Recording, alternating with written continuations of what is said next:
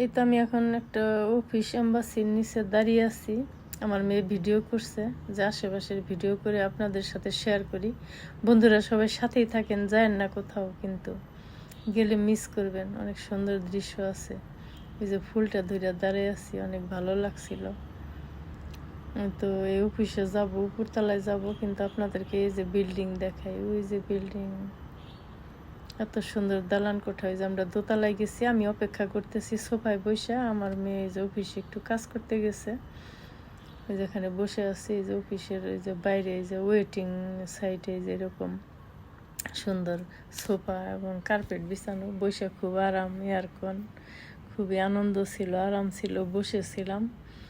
আর ওই যে বাইরে যে নিচ থেকে ভিডিও করে দেখাইলাম, ওইটা ওই যে দোতলা থেকে করে দেখাই, যে দেখেন এখান থেকে কেমন লাগে। ওই যে আকাশ বাতাস, তারপরে দালান কোঠা, ওই যে গাছপালা, তারপরে ওই যে পানি হইতেছে, দেখেন ওই যে কাছের থেকে দেখা যাইতেছে।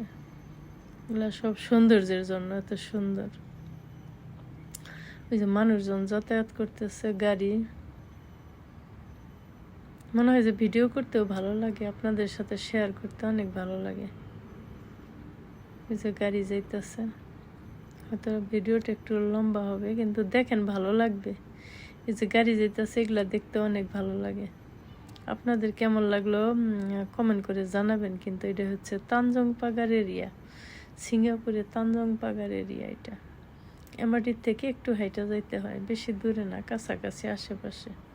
সব এরিয়াই সুন্দর। এই তো আমরা অফিস থেকে বাইর হয়েছে আমার মেয়ে, আমি ওই যে ওখান থেকে ওয়েটিং সাইড থেকে বাইর হলাম। এই যে ফ্লোরটা এমন সুন্দর, ওই যে চকচকে ঝকঝকে। আর ওই যে এসকেলেটরের ওই যে এখানে ওই রকম ওই যে গ্লাস, মানে ওয়ালটাই গ্লাস দিয়া ওয়াল দেওয়া, এই যে গ্লাসের ওয়াল। এই যে বাইরে এমন চকচক করতেছে, একদম চকচকে। আকাশও ভালো ছিল, রোদ ছিল। যেরকম এই যে ফুলের টবে, এত বড় টব।